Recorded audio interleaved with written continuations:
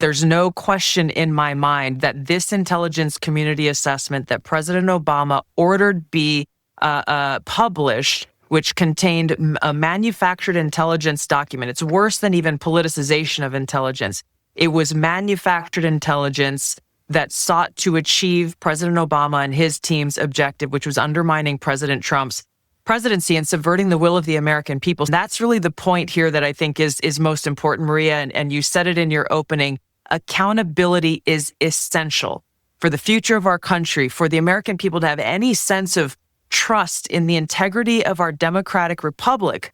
Accountability, action, prosecution, indictments for those who are responsible for trying to steal our democracy is essential for us to make sure that this never happens to our country again. You guys buying it? Yeah, me either. It's unfortunate that because I've been studying this stuff for years now, as you guys do as well, since you pay attention as much as I do, I'm sure, we all know that this is what happened. We all know that Hillary Clinton was behind the Steele dossier. We all know that the CIA and the FBI and the Obama administration and Hillary Clinton all collaborated to frame Trump for treason. And now there's this big expose 8+ years later, and you have this groundswell of, lock them up. Hillary Clinton, Obama, they're all going to prison. I'm sorry, but like, if you can't put behind bars a human trafficking operation a la Epstein, why should I have any faith at all that you're actually going to do this? And I think that we're going to watch the entire interview with Tulsi because I think that it's at least interesting. It's good to know what's happening. It's good to know what the narrative is. But I just want to kind of cut to the chase here. Oftentimes people talk about the uni-party or the duopoly. The more black-pilled folks will say there is no difference between the two parties. That may be true. I'm not saying that it's not. But the way I view it is that even if you assume that there are two different sides of the aisle, I still look at it like warring gang leaders. It's not really a fight for real in terms of like, oh, if this gang leader wins, we win. Or if this gang leader wins, we win. No, that just means that gang wins. And I think the real way this functions is even if these people are actually adversarial, which I think they could be to a large extent, a good metaphor to think of it this way is that when it comes to cartel wars, oftentimes there will not be actual movement against the head, the cartel boss. If there's beef between the cartels, there will be, lower level gang members that may be taken out in the crossfire or in the infighting between the different gangs or the different mobs. But at the end of the day, they don't really want to take out the top guy because that opens the door for them coming for the top guy and his family and his close associates. So I think that's kind of how our government works, unfortunately, that if you actually open the door to imprisoning a former president, which is what a lot of MAGA country is saying right now, lock Obama up. Look, I'm all for it. I'm all for locking up all the politicians basically at this point. But I just don't think that they're going to go down that path because then it actually opens the door for imprisoning everybody. And the way it really functions right now is no matter how criminal, they all kind of know that you're not going to actually go to prison. Sure, you might get fined. Sure, you'll be dragged through the mud. You'll be dragged through the tabloids. You'll be dragged through the court system. But will you go to prison? Like for decades? When's the last time you saw a politician do that? It's like Rod Blagojevich. There's a handful of political operatives that have seen jail time. The vast majority of them, it's like they get thrown in jail. The next guy wins the White House. He pardons all of his associates and the cycle begins anew.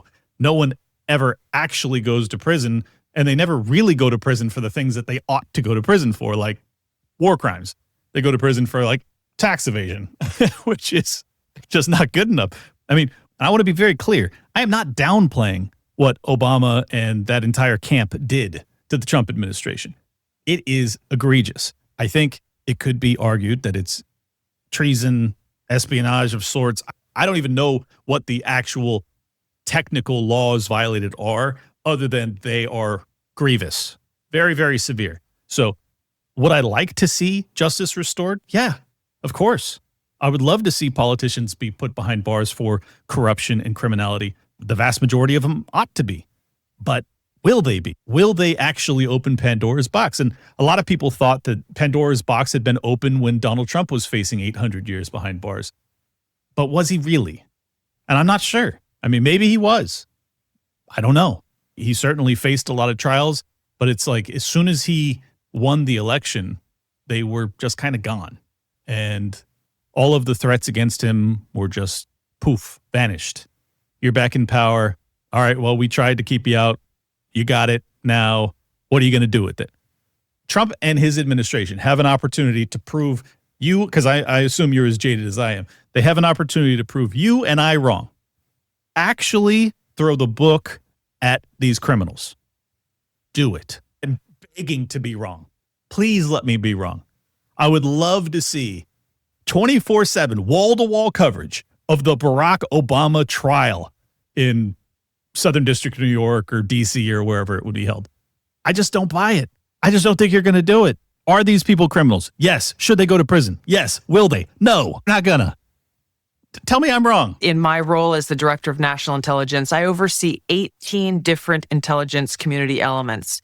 And in the months leading up to the November 2016 election, the intelligence community agreed that there was no intelligence that reflected that Russia was trying to hack the election in favor of either candidate.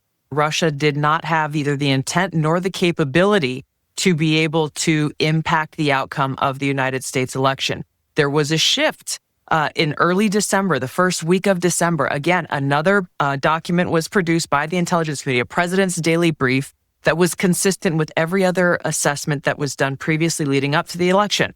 Russia did not, this is after the election now, did not attempt to affect the outcome of the American election. That was never published. Hours before it would have gone into President Obama's President's Daily Brief, it was pulled by a senior level intelligence official saying that they had to pull it because they had received new guidance. The very next day, this meeting was called, a National Security Council meeting, bring together all of the senior leaders of President Obama's cabinet, and the topic that was put forward was a sensitive matter. The task that came out of that meeting was coming from President Obama directing the intelligence community, then Obama's ODNI director Clapper, to produce a document, to produce an intelligence assessment that detailed not if, but how Moscow affected the outcome of the election that had already occurred, electing Donald Trump to the presidency. This document that they published in January of 2017 was the foundational groundwork that they continued to reference over and over and over again to enact this years-long coup against President Trump. Let's pause it there. I mean, you've got Clapper, Brennan, Obama basically plotting a coup. The timeline here is important because we're talking January of 17. So Trump has already won. He's about to take power. So they have set the trap. They have a total fictitious lie that Russia had colluded with Donald Trump to rig the election in his favor. They've set this trap so that then, even though it's baseless, they can use it to undermine his presidency throughout the remainder of his 4 years and also really poison the relationship between he and Vladimir Putin, who, if you recall, prior to his first presidential term, he had spoken of like, we don't have to be enemies with these guys. And then suddenly, because he's being accused of being a traitor to the country and having allied with the Russians to take the White House, he suddenly has to be a little bit more of a hard ass with them. Not to say that we should be, best friends with Russia or anything like that, but it'd be nice if, we could have avoided them going to war in Ukraine and the proxy war between us and the Russians in Ukraine and the death of millions of people. That would be tremendous. But that wasn't in the cards. And it makes you wonder, why did they do this? Now, it could be said that it's just laying the trap to undermine everything that he wants to do, his agenda, so that there's no ability to get things done or abilities to stop the war machine. That's possible. Or it could just be that there's other criminality that they're guilty of that they're trying to cover up. Possible. Or they genuinely thought that this plot could get him out of power, get him impeached and get him, I don't know, thrown in jail or arrested or just ousted, period. I don't know exactly what the game plan was, but what I think is indicative of how sick our system is that this baseless lie plotted by the Obama regime, not Obama, but CIA, the deep state, so to speak, it's totally baseless.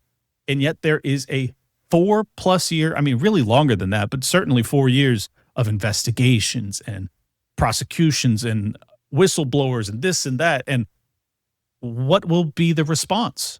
I mean, just contrast these two things. Baseless accusation, an actual conspiracy against the incoming president of the United States gets 4 years of investigations and impeachment and prosecutions and countless dollars and hours spent talking about it. Talking heads just for years talked about this as if it was a fact. Now, it's not. It's not a fact.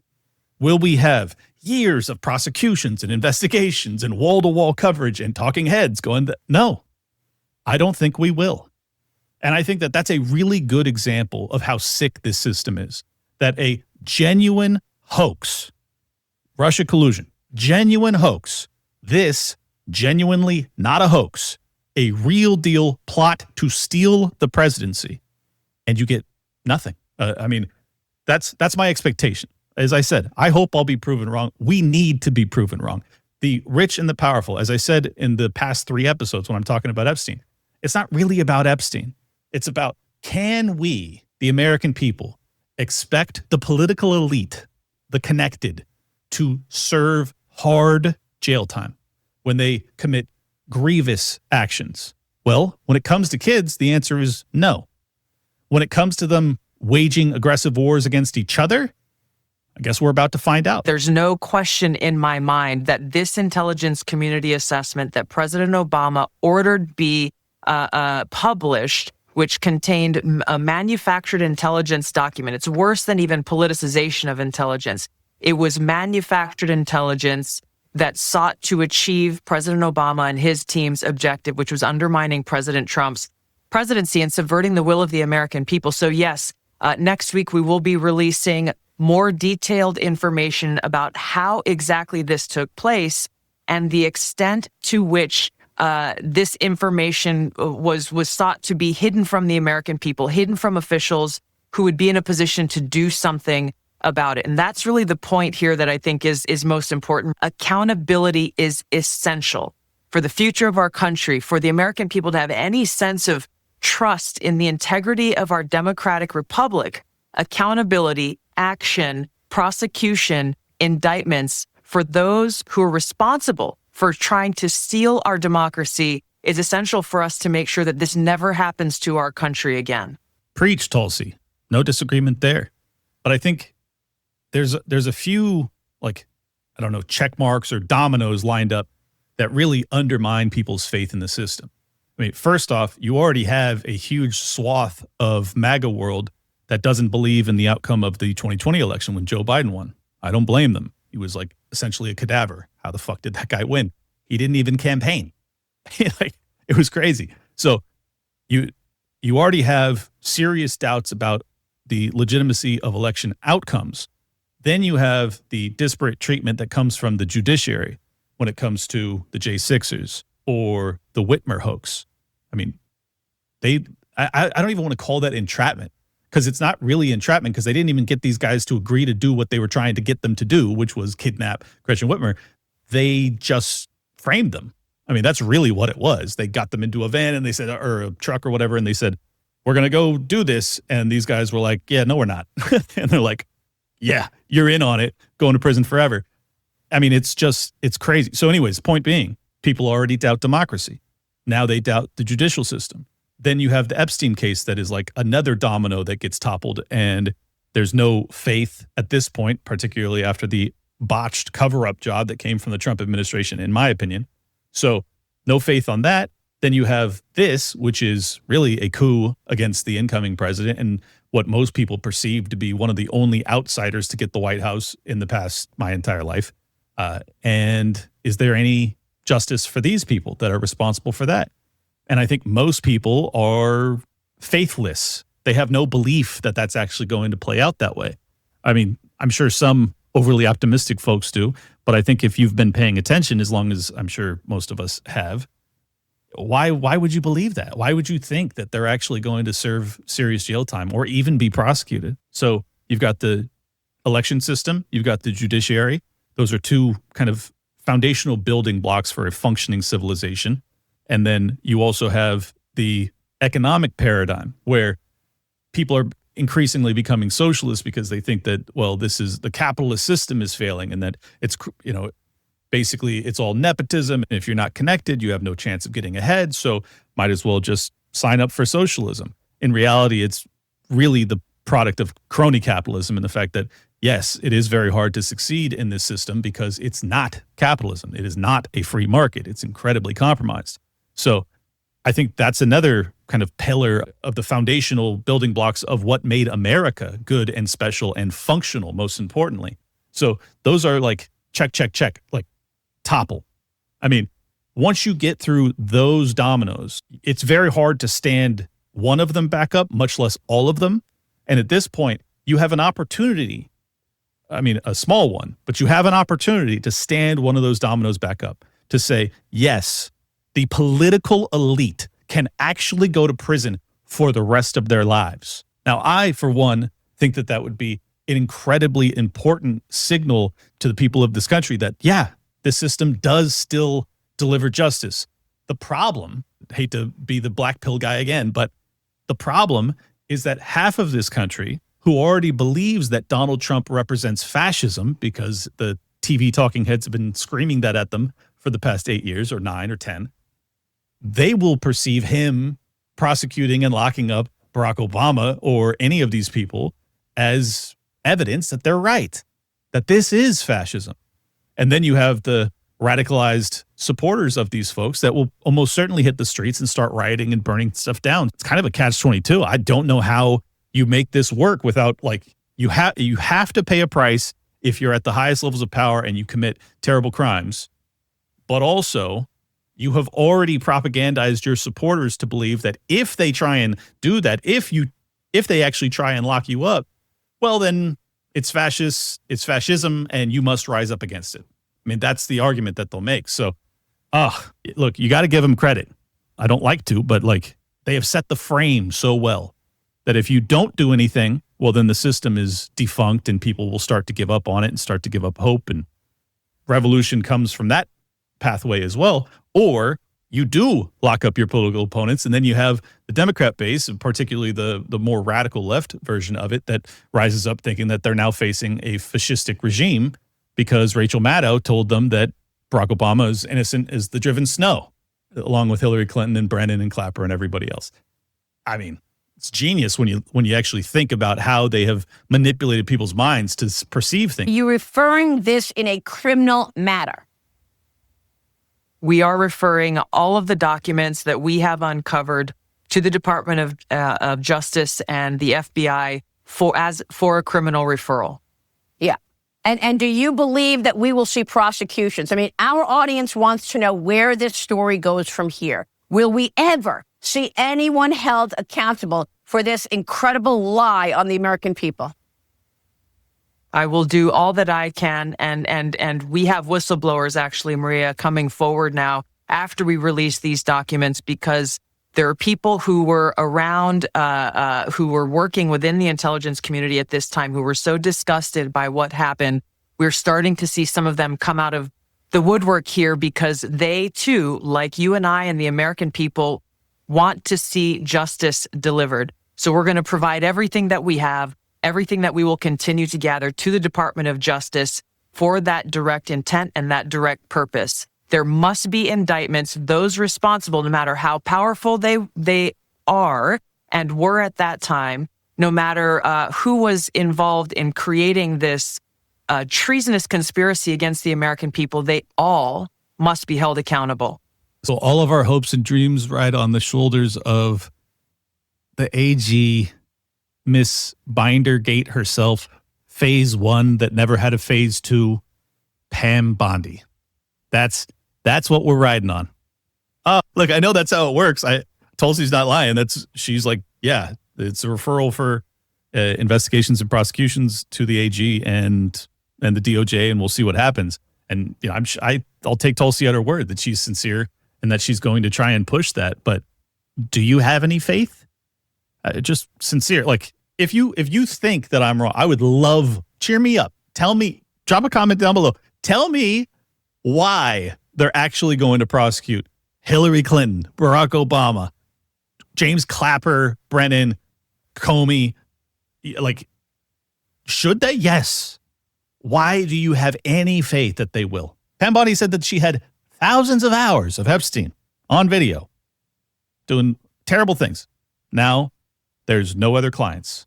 She also said she had the client list on her desk and she was reviewing it. Now, there is no client list. There was a phase 1 with much more to come. And then there was no phase 2. But the beloved Barack Obama is going to go to prison for decades for trying to overthrow the presidency. Like, I'm sorry. I'm just not buying it. I wish I could. And I know there's a lot of MAGA influencers out there that'll get way bigger numbers than I will because they'll say, justice is coming. Barack Obama and Big Mike are going to prison. And it's like, no, they're not.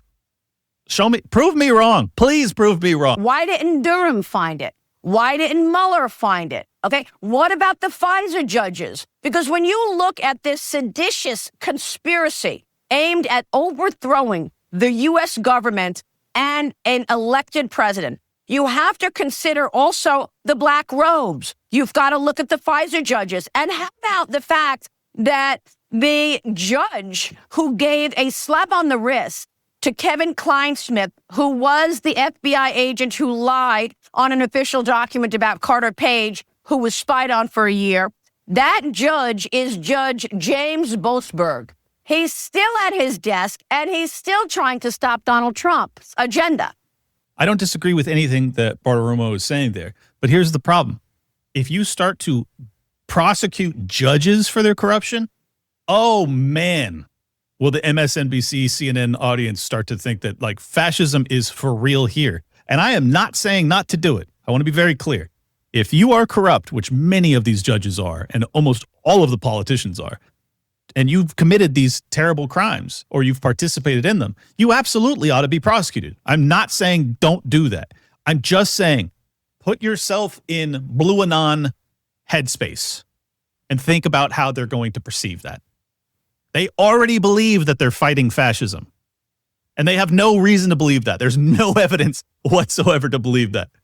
But if you start to see judges perp walked, if you start to see the deified, the reincarnation of Jesus Christ himself in black skin, Barack Obama, if you see him perp walked, if you see him sitting for trial for seditious conspiracy to overthrow the government of the United States of America, they will absolutely think that they are dealing with a fascist dictator. That's what they're going to say.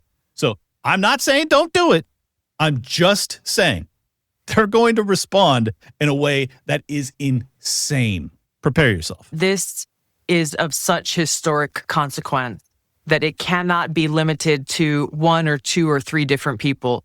You just outlined the implications and the effects of what actually occurred. And I think you're really putting into a clear picture what we are referring to when we refer to the deep state. It is very far-reaching. I don't know what excuse there is for those who supposedly investigated this previously, whether it was Durham or others, that they were not able to put together the dots and ultimately show the truth to the American people.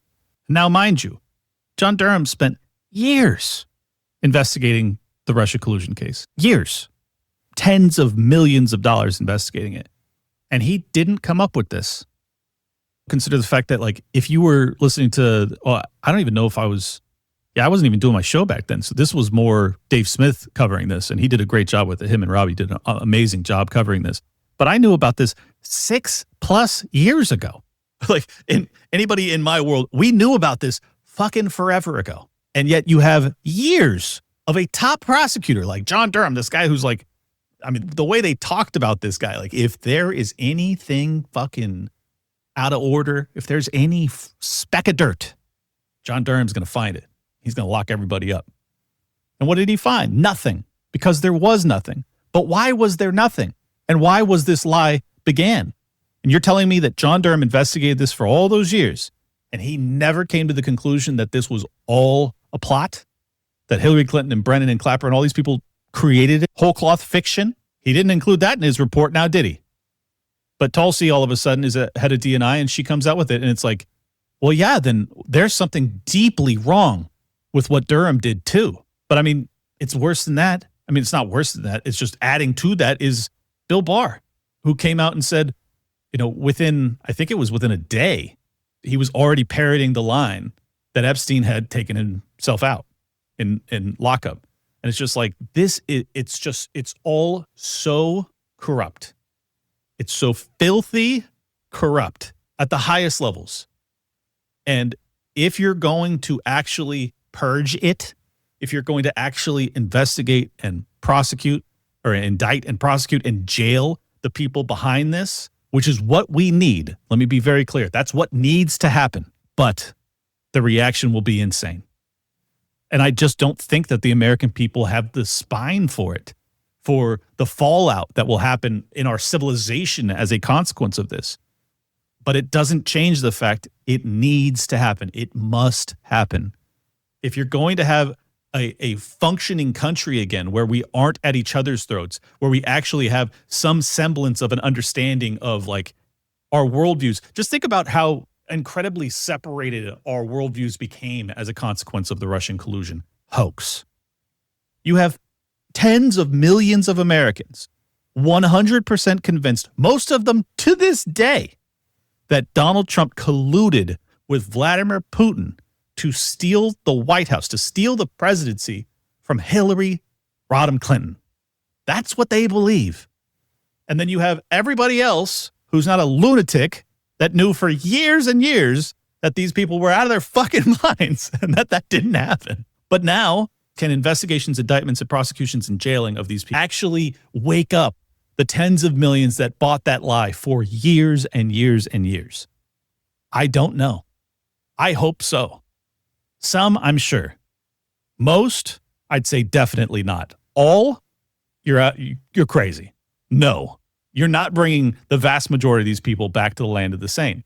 And what do you do with those people? I don't know. I don't have an answer for that. It's like we live amongst zombies. And the crazy thing is they feel the same way about you and I. They're completely convinced that we're zombies because we don't believe that Vladimir Putin handed the presidency to Donald Trump. Is there any evidence to back up their claims? No. Do we have evidence to back up our claims? Yeah, lots. Does that matter? No. We're just two different paths. I think it's Scott Adams that says the one screen, two different movies or something like that. That's kind of what it feels like. I'm not arguing. Like, I think that the reason historically we're on the same screen or on the same movie is because we didn't have alternative media sources. We didn't have, or the internet for that matter, we didn't have the ability to actually do our own research and suss out the truth on our own, which kind of started the dividing line between the two sides of our culture. Those that just still watched that movie screen that was filled with bullshit forever and ever when it comes to propaganda for war or whatever else. And then you have the rest of us who are just like, no, I'm going to go figure out what actually happened because I don't trust the news guys anymore because I look at their track record and they lied over and over again. And I think that's really where we're at, just completely bifurcated civilization. And can you congeal again? Can you bring it back together?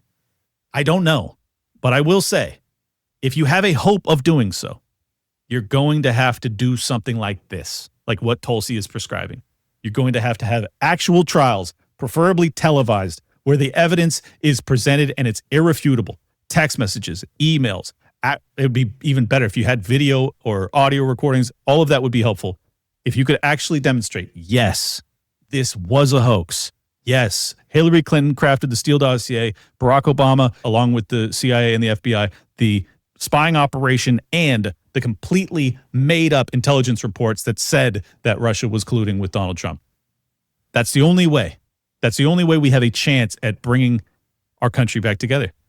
And in the process, it may all come crumbling down. And here's the really crazy thing. You know who was the director of national intelligence under Donald Trump in his first presidential term?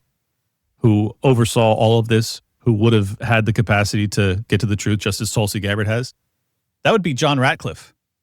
Guess who he is? Guess where he's stationed today? Head of the CIA. And this is what begs the question of, like, what the fuck is wrong with Donald Trump? Look, I know if you love the guy, sorry, I have to ask this question. I think you ought to be asking it to yourself too. Ratcliffe was the DNI, the Director of National Intelligence.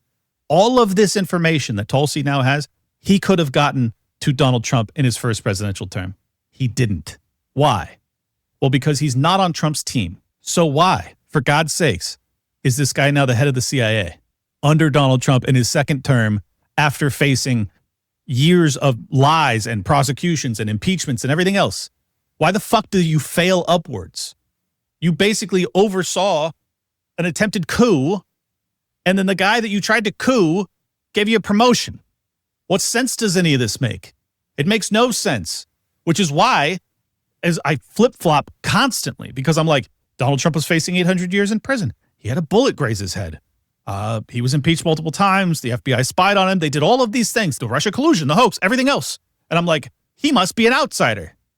And then he goes and he fucking appoints Ratcliffe, the former DNI, who oversaw the attempted coup against himself and didn't say a fucking thing about it. And he's now the head of the CIA. What is happening? Why is it happening like this? I don't know. I'm just being honest with you guys. I don't understand it. And then the super black pill people will just swoop into my comments going, oh, you fucking idiot. You think that they're on different teams? This is all a show. There will be no trials. There will be no jailing and da-da-da-da. Okay, maybe. Maybe you're right. I don't know. Just saying. It's all very strange. Can we at least admit that? Like, they did a lot. Like, if this is all just a big play and they're all in on it, wow. These guys are incredible actors. And I don't know if you've seen Donald Trump in Home Alone 2. Excuse me, where's the lobby? Down the hall and to the left. But I don't think he's that good of a fucking actor, honestly. Or WWE. Like, come on. So it's just very hard to dissect. It's very hard to decipher and comprehend what's actually happening. And I think, like, where I normally fall is, I think that these are warring gangs, more or less. The real, like, showman aspect of it is that they all realize that, look, we play hard and fast and loose with the rules, and at the end of the day, none of us go to prison, okay? That's the real rule. We'll frame each other for treason and do all sorts of wild shit, but at the end of the day, we pardon each other, and whoever lies best gets to hold power for the next 4 years. Like, I think that's how it actually works. It's cynical and crappy as that is to believe, but I can't come up with a better answer or diagnosis. It's so confusing. So who all needs to go to prison, you ask? Well, let's listen to Mr. Strzok as to who was involved. At every step, at every investigative decision, there are multiple layers of people above me, the assistant director, executive assistant director, deputy director, and director of the FBI, and multiple layers of people below me, section chiefs, supervisors, unit chiefs, case agents, and analysts, all of whom were involved in all of these decisions. So if you believe, as I believe, that that's what happened, that there was an attempted coup against the incoming president of the United States, and then an attempted coup while he was the president of the United States, including impeachment and everything else, you have to acknowledge that this is not just Barack Obama or Hillary Clinton. This is top brass, including probably like chain of command, FBI, CIA, probably. I mean, it's just so vast. But it's obviously true. That's what happened. So that is the deep state. If you want to restore faith in this system, to restore faith in this country, you have one pathway forward, and it is an incredibly arduous task. You have to take on the people that take you out if you get out of line. Do you have the courage to do that? Well, based off of your handling / cover-up of the Epstein case, I would say, no, you don't. Prove me wrong. I would love to actually have hope that this system is reformable through the judiciary, through the ballot box. Because over the past month, I've been thinking about a different type of box, and I don't like thinking about that box, so let's not think about that box, all right? If you guys enjoyed this episode, hit the subscribe button, hit the like button, leave a comment down below, tell me where I got it wrong.